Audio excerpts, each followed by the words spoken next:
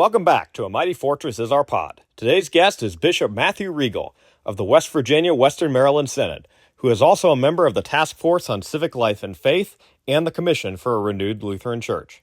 Without further ado, my interview with Bishop Matthew Riegel.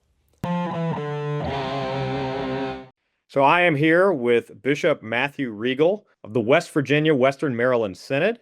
Bishop Riegel also serves on several task forces, including the Civic Life and Faith Task Force and the Commission for a Renewed Lutheran Church. So Bishop Riegel, thank you for being here. It's good to be with you. So I always like to start these just kind of about your origins in the Lutheran Church.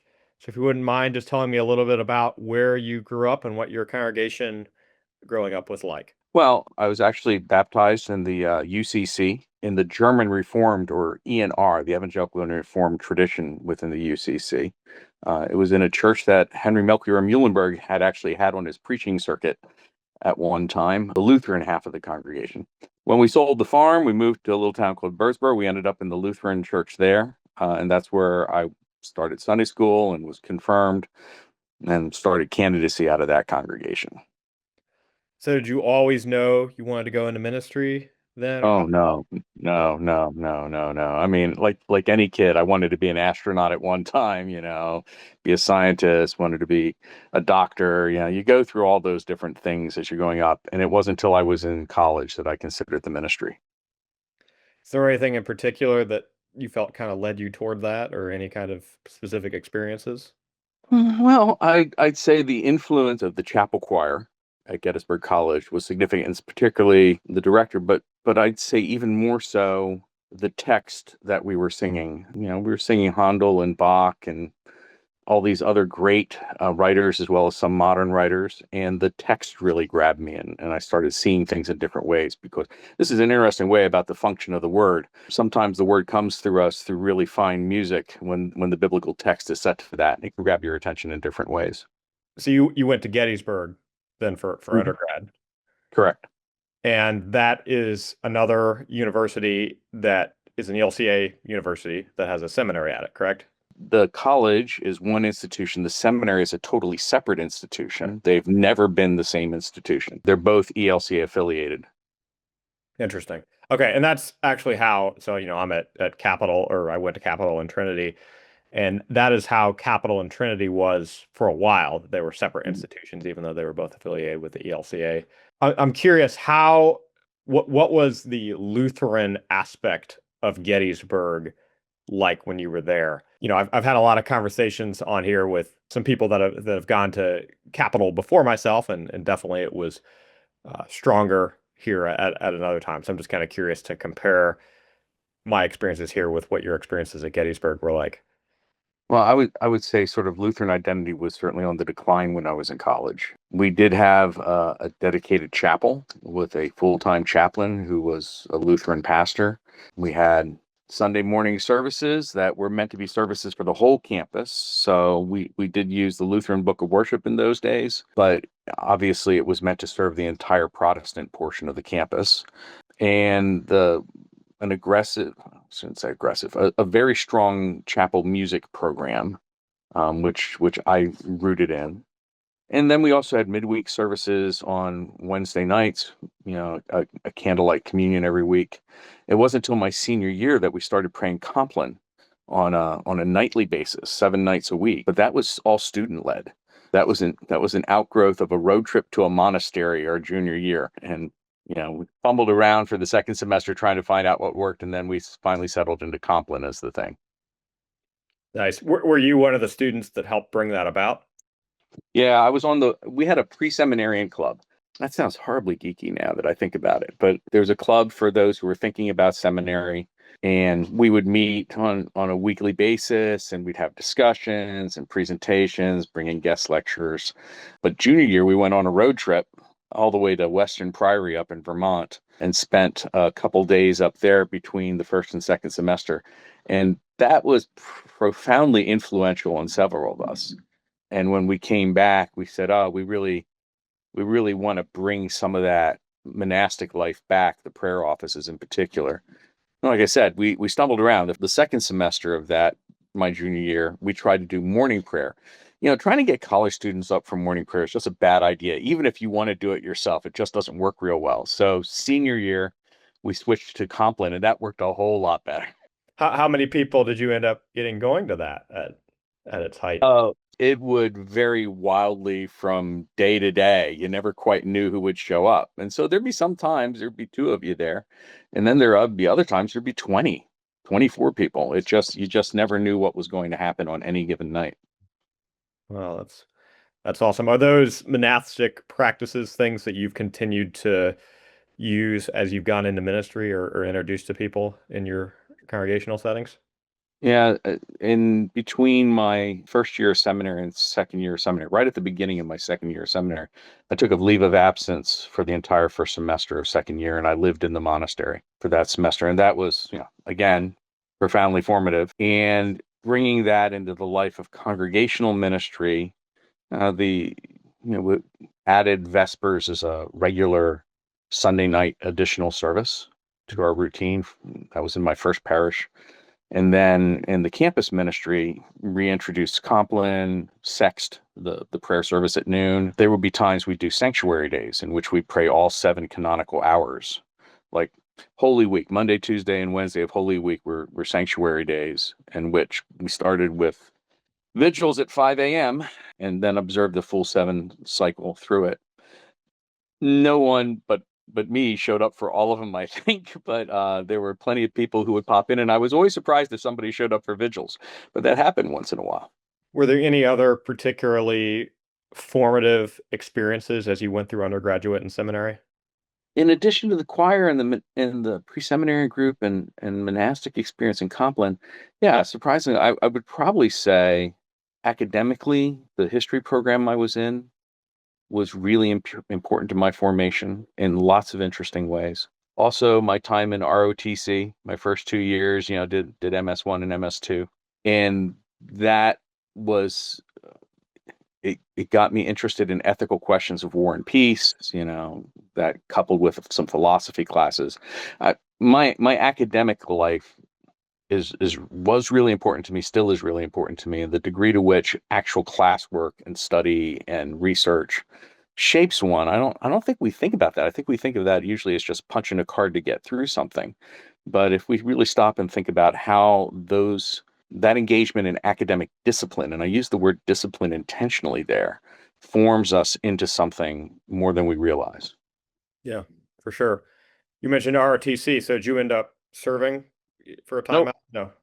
Nope. I did my MS1 and MS2 years. I didn't get a scholarship, so I didn't continue. So you graduate seminary and you've served several congregations. I'm interested in hearing about that experience. Let's start then with, I guess, your first call and how that started to shape you. Yeah. Well, even before that, while I was in college and after college, I worked for the National Park Service as a ranger. In And Gettysburg? well, that was one place. I was at Hopewell Furnace for several seasons, and I was at Valley Forge for 2 summers, and I was at the Eisenhower Farm for 2 short periods. Very cool. I've been to the Eisenhower Farm. Yeah, the Ike Farm's a great site, but it's underrated. Let's put it. Yeah, Most people don't pay attention to it. Working as a park ranger who was on the line with the general public, teaching history day in and day out, became important for forming my ideas about preaching and teaching. And then, in the first 2 calls, the first call was to a 2-point parish, and I was there for 6 years. And, again, great learning experience, great forming experience, great opportunity to actually practice the ministry, followed by 15 years in campus ministry. I was heavily involved in the synodical life, served on Synod Council, ultimately served as Synod Treasurer for 8 years. And in synodical life, you end up on this or that committee for something. Matter of fact, in the West Virginia, Western Maryland Synod, when you came in as a new pastor, the bishop would welcome you and say, this is your committee assignment. Everybody ended up on a committee their first year in the ministry, whether they liked it or not. So, you got thrown into it right away.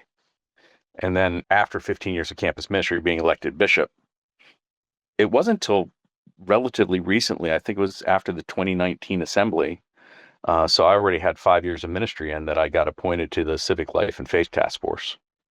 And then, of course, the CRLC only got started 2 years ago. I want to hear more about both those things, but I guess just a couple quick follow-ups. So you did campus ministry at West Virginia University. Hmm. What were your experiences there like? Is there anything that you really took away from that?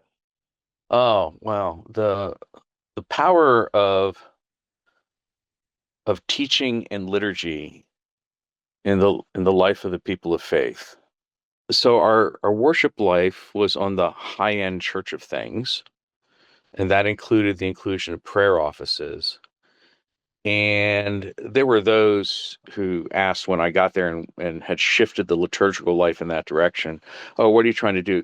Trying to snag disaffected Roman Catholics? You know, because the idea here we were doing incense and Sanctus bells and Gregorian chant and stuff. And the truth of it was, I wasn't picking up disaffected Roman Catholics. I was picking up more Methodists, Baptists, Pentecostals, and evangelicals, so that about half of the student population that worshiped there regularly, or even semi-regularly, were actually not from a Lutheran tradition or even sometimes from a mainline tradition. And they didn't usually find Mass as the first thing that drew them in. It was usually Compline or Sext that would be the first point of encounter. The other part of it was teaching. There were a good number of folks who became pretty active because somebody invited them to a Bible study we were doing or a history class we were doing. And, we'd oftentimes end the evening with Compline. So they'd just come up and join us once for Compline and discover, wow, this is pretty cool. My observation was that a lot of people at the time were saying, oh, we got to abandon traditional worship because the kids don't like it. Okay. And we'd be specifically looking at our own kids and they say they don't like it. Well, this is going to be true any place with any system or organization or culture. There's always going to be a portion of it that doesn't cotton to what the norm is, and that's fine. And they go off and they find alternatives to whatever the norm of that culture is. But we never consider the possibility that in those other ecclesiastical cultures, which we say are attracting our young people, there are young people there looking for something other than what's in their culture. So it's sort of this interesting process of people self-selecting, especially during their college years, of saying what is the tradition with which they resonate with. And just because you were raised in a particular tradition doesn't mean that that's going to be the tradition. And so, yeah, lots of kids discovered the joy of Lutheran theology and the joy of Lutheran liturgy that never knew it was there before because it was just nothing they were exposed to where they came from. I mean, when you get the call from the alumni who is now studying in Philadelphia in grad school and who's a Baptist and studying at Palmer, Eastern Baptist Seminary, and he writes you and said, hey, Riegel, is there any Lutheran congregation around here that prays Compline and Sext? Because I'm not getting it at my seminary. That tells you that things are more fluid than people think. I mean, what would it be to talk about somebody being liturgically fluid, and how would that look? And I just don't think we ever think about that. And the campus ministry laboratory, in a way, was a way to see things work and to try things and then sit back and analyze them and say, what really happened here? What's really going on? So, yeah, that's a really cool and valuable time. I also saw that on the intellectual things, there were students more than ready to engage the faith at a deeper intellectual level than we normally do it. And it's only reasonable. They're in their classes and they're doing things at a level beyond what they were doing in high school, which is beyond middle school, beyond elementary school. But we oftentimes treat the faith as if it's still junior high youth group or something like that. And so if the church is going to be present on the university campus, it should be bringing the same type of intellectual and academic rigor to the task that people will find in their classrooms. And to show what the perception is out there, especially by people who are outside of any of these traditions. I was walking down the street one day, coming back from another building, and I happened to be wearing my beretta. I'm overcoat and beretta on. It was a chilly day. And a student who I did not know stopped me and asked me about the hat. What's the deal with the hat? And I explained that the beretta is descended from an academic mortarboard, and stuff like that. And he said, can I ask you another question? I said, sure. So for about 10 minutes, he peppered me with questions. And then we sort of finished up and he says, for a Christian, you're awful smart. And I thought, well, that's an indictment right there about what's going on. If we can't bring our A game to the university environment in that realm, then I don't know why anybody would respect us. Yeah, yeah, for sure. Well, a couple things there. One, I really appreciate and I agree with, I think your points about both that sometimes doing something, there's an importance in meeting people where they are, but at the same time, doing something in a unique way can be an opportunity for curiosity. And I think the second thing is the point about tradition that sort of, if a traditional way of doing something is no longer the most common way of doing something, sort of the tradition can become countercultural. Yeah, yeah. So I think both those are important things. But the other thing I'm definitely getting from all this is that you're a big history person, as am I, which is part of the reason why I'm doing this podcast. But I guess I'm just curious what sparked that interest for you, and obviously we're going to talk about how that's, and we've already talked about how that's incorporated into your faith journey. It may just be the product of having older parents. Okay, me too. My mom and dad were about 40 when I was born. And so you're in the car going someplace and you drive by something and you hear what this was before it is what it is. Now, I like to tell the story that in-laws were having a party, a picnic, and my dad said it was going to be at such and such a place. And I said, "Where's that?" And he started describing where it was. I said, "What? It's behind Socialist Park?" And he said to me, "You idiot, it is Socialist Park." It was called Socialist Park in the 1930s and 40s, and then was sold to the municipality. So it hadn't been called Socialist Park for I don't know, probably 40 years at that point. But that's all I ever heard it called by my father, And so you start getting this connectedness with the past in a bizarre, intimate way. You're driving up on Skyline Drive, and your dad tells you, "Oh, those stone walls, they were put in by the Works Progress Administration." Or you're someplace else. So that was built by the CCCs. And it just goes on and on. You hear stories about the mayor of Reading in the 1930s, or you hear, or just the fact that you're going past Glassy's pig farm. Glassy hasn't owned that pig farm for 30 years, but it connects you in a different way.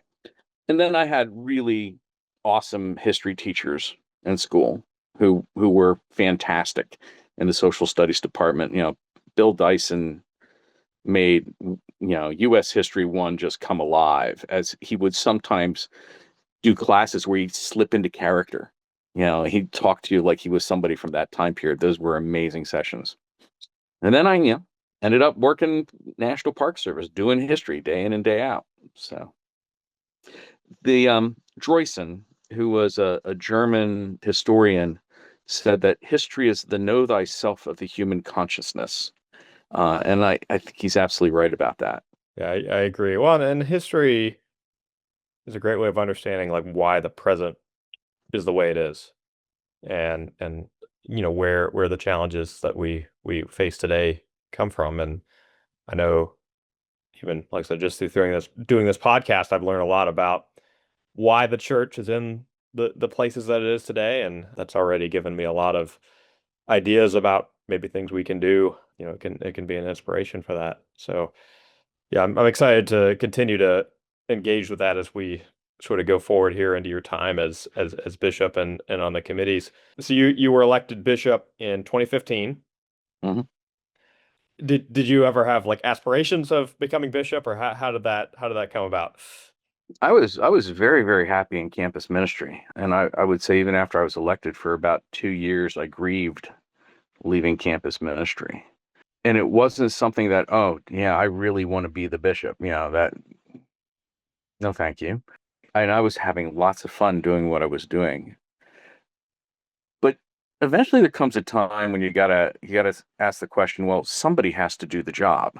I had a colleague call me up and say prior to the election, well, you've got good things going there. I got good things going here. This other potential candidate has good things going there. It doesn't make sense for any of the three of us to leave our ministries and destabilize these thriving ministries. And I said, that's the best argument I ever heard for electing the least competent pastor bishop in the Synod. And if somebody's got to do the job, sooner or later you have to say, well, what impediments do I have that would prevent me from doing the job? I mean, if you know you have an honest to God impediment, don't do the job. An example would be a fellow who was interviewed to replace me at the campus ministry said that one of the things he really wanted was a life where he was home in the evenings with his family and children. And, most evenings, as a pastor, you can't do, you got council meetings and stuff, but campus ministry is second shift work, basically. So that would have been an impediment if he wasn't willing to do something like that. Or if you know that physically you can't do the job. For instance, if I have sleep apnea, but if my sleep apnea were worse, that I was unsafe driving, then I couldn't do this job. So if you know you have an impediment, you should pull your name on the first ballot. If you don't have an impediment, you have to ask the question, well, who else is going to do this job? And if everybody who's competent to do it and smart enough to not want to do it pulls out, then who's left to do it? I don't know if that makes any sense. No, that makes perfect sense. What about the bishop job maybe has been unique or a surprise to you, or has it been exactly what you expected it to be? I had a pretty good idea of what it was coming into it because I had served on Synod Council for 6 years as a regular member of the Synod Council and then 8 years as the treasurer. So I was pretty close to what was going on. You don't know everything. Oh, good Lord. You get a lot of surprises when you actually get into the chair because there's things that are not shared for good reason. It's not like you have nuclear codes or something like that, but there are things that are held close to the vest and you find out about it once the transition takes place. The thing, though, that surprised me the most was that apparently people thought I got a brain implant. And what I mean by this is for 15 years in campus ministry, I don't know that anybody cared too much about what I said or what I thought. And then in my first year as bishop, I get an invitation to be on a panel at a conference funded by Lilly Grant money about spirituality and faith in the campus and the academy. And I thought, well, isn't this amazing? I don't know anything different than I did 9 months ago, but apparently now I'm an expert in the field. How did that happen?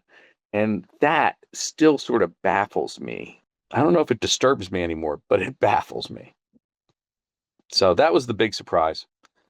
What would you say is unique about the West Virginia, Western Maryland Synod, or what are some of the exciting things going on there? What are some of the challenges going on there? Well, something that is maybe a little unusual to us. We're very, very skinny as far as staffing is concerned. I have a half-time DEM, and of course that's funded by DEM monies from the churchwide, just like any other synod, most every other synod. I don't have an office administrator or other support staff like that. We've only recently would hire some summer help to work on some clerical stuff in the office, but always on a sort of a contract, very, very part-time basis, more project oriented. So I do things like sort the mail. I do a lot of the work in getting things ready for Synod Assembly. I handle registration pretty much until the final phase. We have a continuing education event going on, so I set up the registration, online registration, and I send the PayPal invoicing. Obviously, that's something that could be done by somebody else, but we don't have enough of that work to justify a full-time person. We could justify a part-time person, but I just haven't done it that way. And so far, it's working pretty well. We're going to be making some changes in that regard. Relationship is really important, but that would be true in any small, more rural synod. It is a mark of Appalachian culture that relationships are pretty much everything. So when we discussed years ago, would have been 12 years ago, whether or not we should part-time the position of bishop, the response from the laity across the synod was no. They said, well, I don't want a part-time bishop, and we don't want to fold this synod, because the other question we asked, should we just close the synod and merge with another synod? And the answer we got from people is, when I pick up the phone and I call the synod office, I want to be able to talk to the bishop. I don't want to talk to an assistant. When we have something going on and we want someone from the synod to come, we want the bishop to come and see us. So it's much more like a small congregation. If you think of synods like congregations, we're talking about a pastoral size congregation. This is an Episcopal sized synod. It's not a big multi-staff situation or corporate structure or anything like that. And there are other synods that function pretty much like that too, but we're sort of completely on that third standard deviation of the bell curve. Do you think there? It sounds like obviously there's challenges of that, but there probably is also a lot of advantages or at least unique aspects of having that. Do you agree with that? That having a Hmm. close-knit synod is a good thing, and do you feel like you were well suited for that coming into this role? Well, to give you an example of that, we back in 2016, I think it was, maybe 2017, we did listening posts. We went around to the clusters in the synod and invited anybody from the congregations and the pastors to come to these cluster meetings. And we had some very simple questions to ask them. But I'm sitting in this basement and I've got people from 7 different congregations there. So there's about 30 people in the basement. And I'm looking around, I'm like, I know the first names of every person in this room. And when that hits you, it's like, whoa, that's just a little weird. Now, I had an advantage because being in campus ministry for those 15 years, I was out supply preaching nearly 4 out of 5 Sundays. So I had been in every congregation of the synod except 4 before I was ever elected. And you get to know people in that context. That would be another thing that I've realized is different from in the transition to the bishop's office. I knew a lot more when I was the campus pastor than I know now because people would talk to me and tell me things. Now, holding the office, there's a little more of a barrier that people put up. They're not necessarily as free with the conversation as they used to be because I think there's some sense that's the sheriff has come to town. But yeah, like you get to know people. You know, you sit in the room, say, "I know everybody here. Shoot, I know the names of some of their grandchildren." Yeah, because the folks in our congregations are exceptionally generous. If you show up and preach in one of our congregations, they are welcoming. They embrace you, and they'll take you out to lunch afterwards. You know, you get, and I still get this. If I'm going someplace, I was going to supply preach at this one place, and I decided to head out the night before, packed up my motorcycle, threw my tenting hammock in it because the place I was going, it was during the pandemic. They're going to have worship in the Grove. And I said, oh, they have a picnic grove there. So I know there's trees. I'll swing my hammock between the trees and just camp out overnight. It's not the first time I've camped out in a church lawn. And the next day, people were like, Bishop, you could have stayed at my house. You should, next time you're here, just call me. You know, that is very much the hospitality of this part of the country. And it's lovely. Yeah, that definitely is. I think that's a good segue then into your interactions with the national church and the committees that you're on. So I first of all, let's start with the Civic Life and Faith Task Force. If you wouldn't mind just giving a brief overview of what that is, and then how you became involved with that, and some of the things you're doing. But also, I guess I would be interested in hearing about both the similarities and differences within the national church to that West Virginia, Western Maryland model Mm. in terms of does it still feel like a congregation, or is it kind of a Mm. different type of thing? Well, why don't we first go there? I find that relationships are important and just, no matter where you are, it's harder to have broad relationships when you're dealing with lots of entities. For instance, I can sort of wrap my arms around my synod. I only have 53 congregations this week. So I can know the members. I get text messages from them, phone calls from them. I call them, I also have the ability, like I was driving from our church camp to some meetings over in the Chesapeake Bay area, and I was driving down the road, and I was driving down the road. I'm going through one of my very small remote towns, and I drive by a house, and I turned around and went back and knocked on the door because I know the woman who lives there. She's older, her health is getting frailer, and I thought, I'm just going to stop and visit.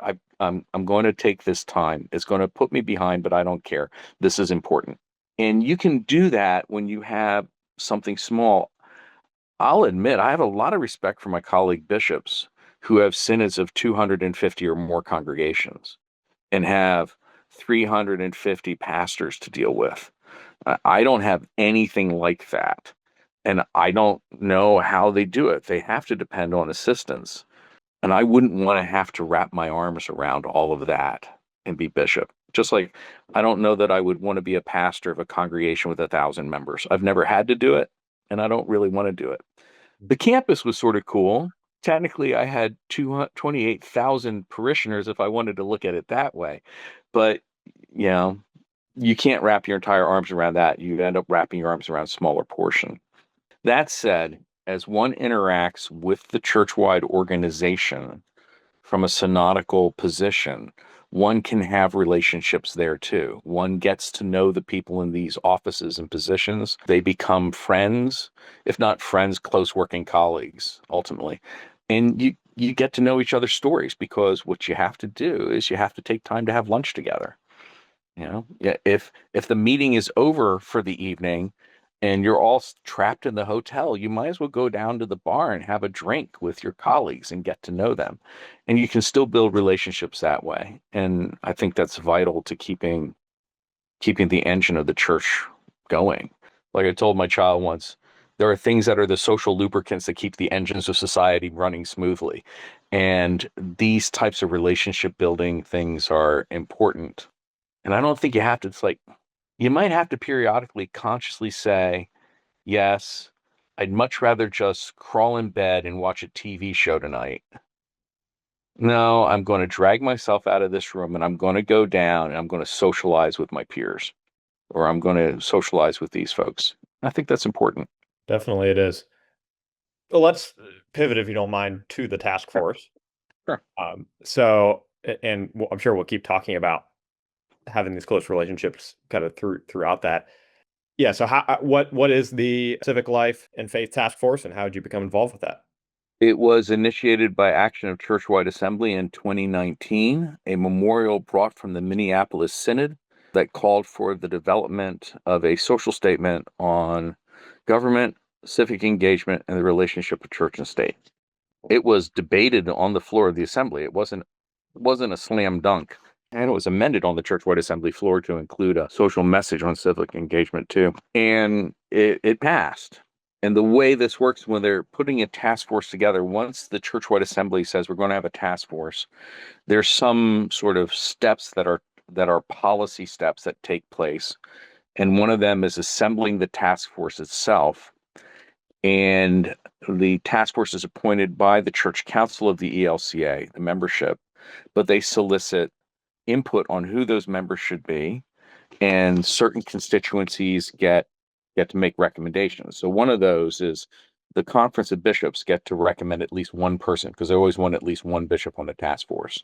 When it is thought that the issue is particularly, I'm going to use the word spicy, they might put two bishops on it. And they try to balance perspectives. They look for skill sets, but they also look for perspectives on things.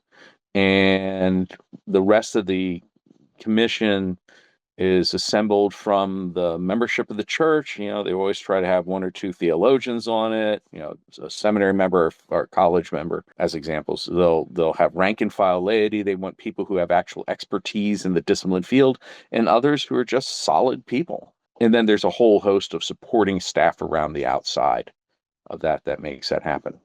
I was one of the folks recommended by the executive committee of the Conference of Bishops, and I got selected to be on it. There are other people recommended too. The other bishop serving on it was Bishop Youngling from the Montana area synod. So there are two bishops then on the. There were two bishops on this one, yes.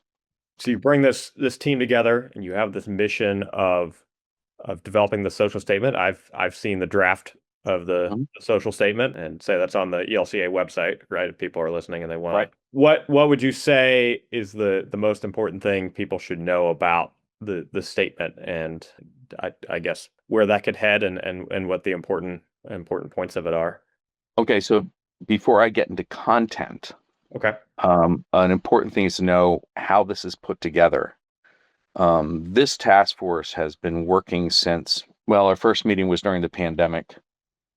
So 2019 is when the church council authorized the establishment of the task force. I think it was summer of 2020 that the task force was ultimately assembled, or it was shortly after that. So we've been plugging away at this for 5 years, to put this together. All the initial meetings were by Zoom, but that was because we were in the pandemic. That isn't normally how it would be done. You'd be in person, and then gradually we had in-person meetings. There is a lot of time and energy that is spent bringing people up to speed. So you listen to a lot of experts in the field, from theologians to, in this case, because we're working with church and state issues, lawyers, historians, people who are involved in lobbying and advocacy, people who, work in government, people who are lobbyists, just sort of a really broad spectrum of things, all geared at educating the folks on the task force so that they are familiar with these things, because not everybody is. I mean, for instance, I can tell you a lot about 16th century political theory. Not a lot of people care, but I can tell you a lot about it. Could I tell you the details about how the person who in a state legislative office works in the development of statutory law? That they're that specialist that when those legislators say, we want to do this, they're the ones who codify the law. They're the ones who know how to write it so that it works and it comports with legal requirements and everything else. I didn't know those details. I found it fascinating. And the list just goes on and on. And then we spend a lot of times deliberating. A study document is produced, and that is shared with the church, and feedback is taken from that. Even before the study document is produced, there's a whole public listening things that go on, and then the study document, then feedback from the study document, then a draft, then feedback from the draft, and finally a final version of the draft that goes to church council and church-wide assembly. This is one of the most participatory exercises that you're going to find, in that every single voting member of the church can participate in this process. And quite frankly, even if you're not a voting member of the church, you can participate. People came to hearings who were not Lutherans and would say, well, I'm not a Lutheran, but I think you need to think about this. And we take that input seriously as well. All those inputs, they get read. Every single scrap of piece of paper is read. Every computer-generated survey is read. Does every member read every one? Lord, no, but you'd have to dedicate your life to it. But there's a conscientious effort to split things up, and oftentimes multiple eyes go on everything. And that gets discussed and debated and analyzed, and really does influence the product that comes to church-wide assembly for discussion. Because of that, what comes to the church-wide assembly, I think, and this is just my analysis, is geared to reflect the sentiments of the church as broadly written as possible. In other words, it would not be the same as me presenting an academic paper on Melanchthon's understanding of the importance of law in government from his Oratio de Legibus. Okay? That would be my work that I bring and see whether or not you agree with it. That's not how it works. It's really, we're listening to the whole church, and as we listen to the whole church, this is what the whole church thinks. And we want to put it out here for a vote to see if we have properly understood what the whole church thinks. Okay. Hopefully it's informed by theology. Hopefully there's nuances there and gaps get filled. But at the end of the day, since it's the church-wide assembly that votes on it, it is sort of a matter of positive law, if you will, in that when the church-wide assembly votes, it probably doesn't matter what Melanchthon wrote in De Oratio de Legibus or his commentary on Aristotle's Politics. In the end of the day, the statement is, this is what Lutherans in the ELCA believe at this point in history. And it's quite possible at some future point of history, they won't believe that anymore. So what then did we decide that Lutherans and the ELCA believe at this point in history? Well, that is in the social statement. You can take a look at that in the draft social statement. Yeah. There is a significant amount of time spent on the importance of, or the recognition that government and political life are not evils. That, If you wanted to use the classic two kingdoms approach, God governs the world not only through the kingdom on the right, but also on the kingdom of the left. And government and civic life are located in the kingdom on the left. And this is part of God's governance too. That our catechisms talk about the importance of civic life, that Article 16 of the Augsburg Confession, quite frankly, Article 16 is an anti-Anabaptist screed, if you will, because the Anabaptists were saying, if you want to be Christian, you can't be engaged in civic life. And so Article 16 is all about, no, you can hold civil office, you can be a magistrate, you can even serve as a soldier, and marriage is good too. So a good portion of it looks at that stuff and looks at these things as instrumentalities of God that God has in the world for the sake of a common civic life and hopefully for the sake of justice and peace. So there's a good amount of time spent on that. And I would say that probably we spend so much time talking about that is because we live in an age where there are those who don't think government is a good thing. Yeah, that's not to say government can't do bad things. It's like anything, food is good. You have too much of it, that might not be a good thing. God made oil for a cheerful countenance and wine to gladden the heart, but it can go off the rails. By the same token, government, which is created by God for the sake of civic life, a necessity, if you will, can go off the rails. But precisely because we can say that God has created government, if not a particular government, the concept of government, we can actually have standards then by which to judge what is acceptable and not acceptable in that form of government. You want to dig into that anymore, or is that sufficient? I think that's a good explanation. Certainly, I would encourage people that are listening to this to go and read the statement. I guess I do want to at least get to spend a little bit of time on the other project that you've been focused on. That both of these, my understanding, are coming up at the forthcoming church-wide assembly, and that being the Commission on a Renewed Lutheran Church. So if you wouldn't mind explaining, I guess, how that came to be, and maybe similarly who is on that and what the goals of that are. That was approved. The creation of the commission was approved by Churchwide Assembly 2022 in response to a series of memorials. I think it was 10 memorials submitted from 10 different synods. I think it's 10. Now you make me want to go back and double check my numbers, but it's 10 is close.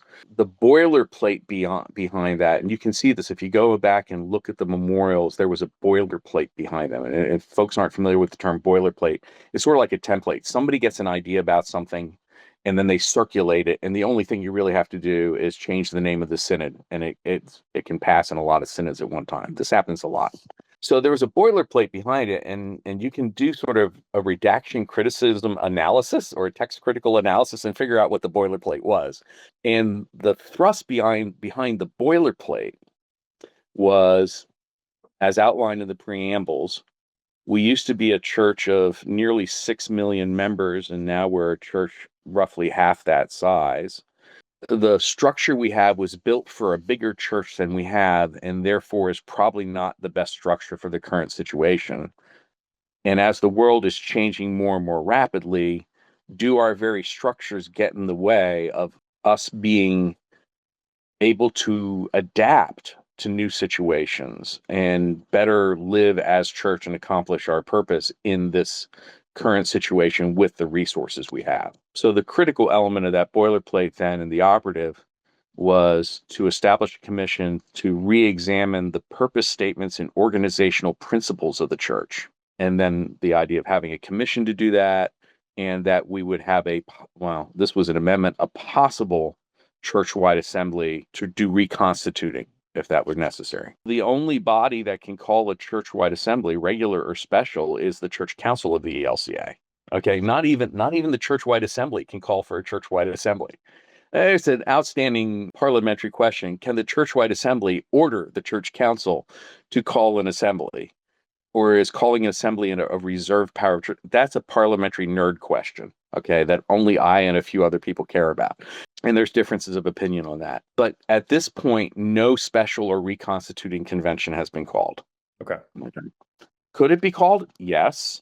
If you actually read the recommendations of the CRLC and the actions of the church council in response, The idea is that there are certain things that the church council has to see that the church makes progress on, and if no progress is made, then a reconstituting convention is supposed to be called. Okay. But from a parliamentary standpoint, well, again, you'd have a debate. Is that a condition that is a forced condition, or is it simply something that advises the church council and then they still make a prudential decision? So if a reconstituting convention doesn't come out of the Commission on a Renewed Lutheran Church, what will the impact be, or what are the recommendations? Well, the CRLC recommendations are all online. You can take a look at them, and you can also see how church council responded to them. Pretty much everything that the CRLC recommended, church council responded to in some way, either granting it in its entirety or granting a slightly muted version of it. And because church council acted on it, technically there was nothing for the churchwide assembly to act on. There is a memorial that asks that recommendation 1 of the CRLC be brought to the floor of the churchwide assembly for consideration. Church council's already acted on it, but because the churchwide assembly is the highest legislative authority, they can override the church council. So we'll see what happens with that. Memorials Committee recommendation on that one is important to look at. This is one of those situations where I can't predict what's going to happen. I don't know that anybody can predict. I think there's lots of people who have different hopes about what would happen or desires as to what would happen. But I'd be hesitant to play the pundit and prognosticate on this one. Is there anything that you think should happen or needs to happen at the forthcoming assembly? I don't know. This is going to be a really heavy assembly. We've got the election of a presiding bishop and an election of secretary. We have the social statement on civic life and faith. We have the Commission for Renewed Lutheran Church, and then we have a memorials book that's like 98 pages long or something like that, which is a lot of memorials to get through, a lot of legislative action. And then we have a whole series of constitutional amendments and bylaws amendments and CR amendments that are being put forward en bloc. It's going to be a busy, busy, busy assembly. And the challenge will be, there'll be a challenge getting it all done, especially if debate isn't squelched. It's always slightly frustrating to me that we get into a mode at churchwide assembly where we think we have to get through everything. And I've seen it get bad at churchwide assembly to the point where folks have been making motions to limit speeches to 1 minute. If I remember correctly, one year there was an attempt to limit to 30 seconds. I might be wrong about that, but I think I remember that. Well, this is a deliberative assembly, and deliberation, if you don't deliberate, you're not a deliberative assembly. And I don't know how you deliberate well when you're reduced to 1 minute speeches. I'm not always sure you deliberate well even with a 5-minute speech if the issue is complicated and requires really laying out an argument. So the question comes down in my mind to, do we take time and deliberate well over a few things, knowing that we don't get to everything, or do we get to everything and not deliberate well? I obviously favor the former, but there are others who would say, no, we just got to get through everything. I don't know that that's always a healthy thing. When you get impulsive and when you get stressed and you feel undergun, you oftentimes make bad decisions. It's like writing a term paper that's due in 15 minutes. Your grammar is going to get sloppy. It's just going to happen. No, it definitely will.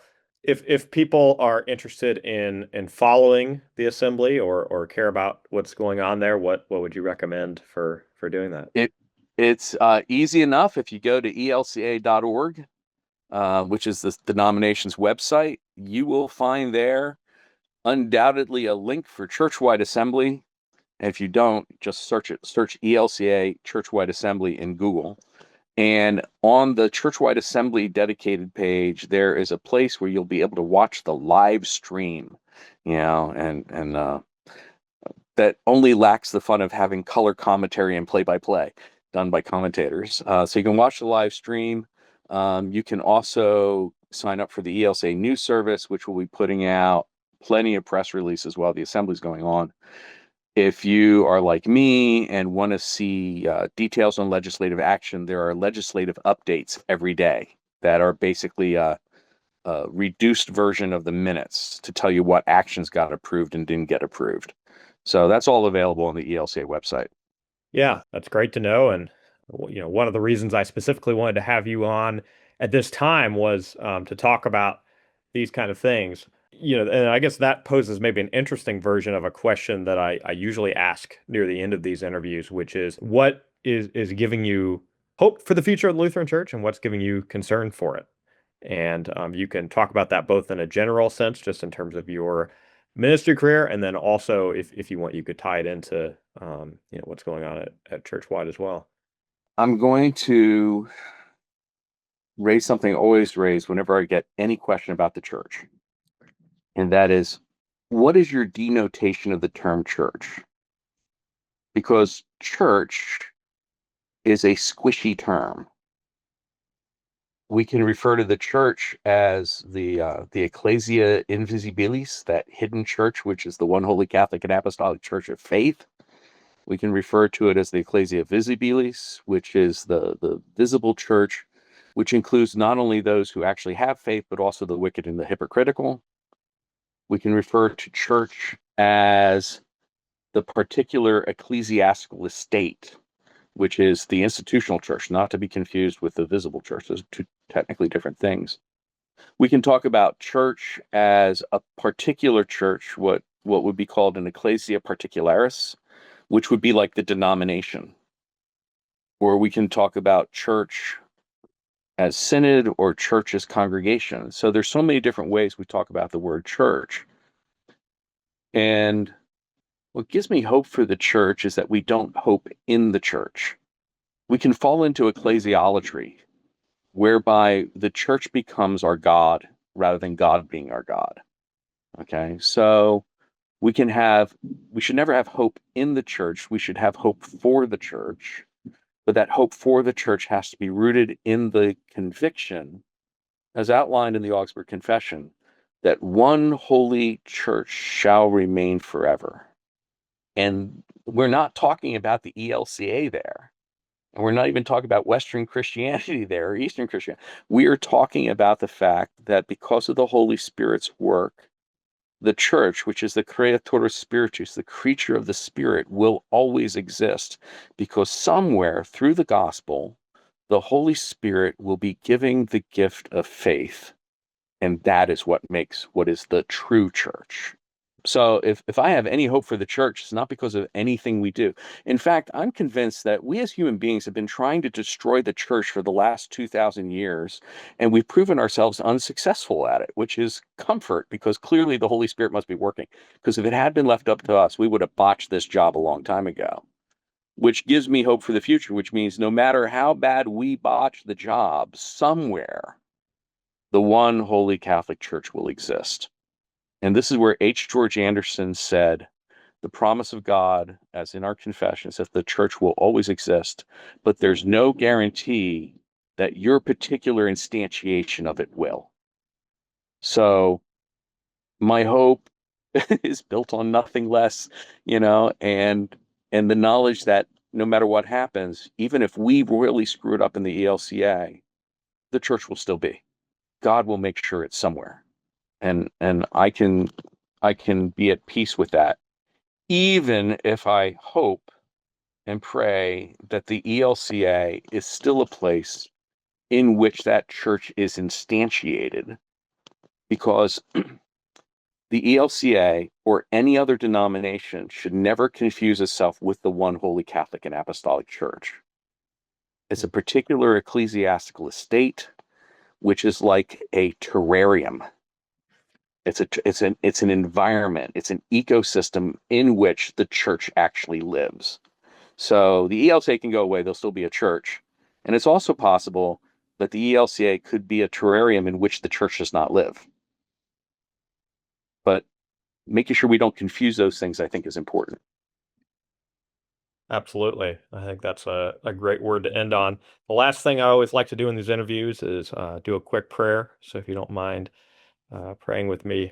God, thank you for Bishop Riegel and all the ways that you're using him both within his synod and within the larger church. We just pray for him and his ministry. We pray for the upcoming church-wide assembly, that they may make wise decisions that they've discerned and are led by your Spirit in those decisions. And we just pray that you'll help us always remember that it's not only up to us, but it's all in your hands, and that your church will endure no matter what. And we just pray all these things in your holy name. Amen. Amen. Thanks for listening to my interview with Bishop Matthew Riegel. If you haven't already, please remember to follow this podcast on Spotify, Apple Music, and YouTube. Until next time, may the Lord bless you and keep you. May the Lord make his face shine upon you and be gracious to you. May the Lord look upon you with favor and give you peace. In the name of the Father, and the Son, and the Holy Spirit. Amen. Mighty Fortress Is Our Pod is a production of Mighty Fortress Media. The views and opinions expressed are those of the guests and the host, and are not intended to represent the views and opinions of any Lutheran church body. Be sure to follow this show on Spotify, Apple Music, and YouTube. Thanks for listening.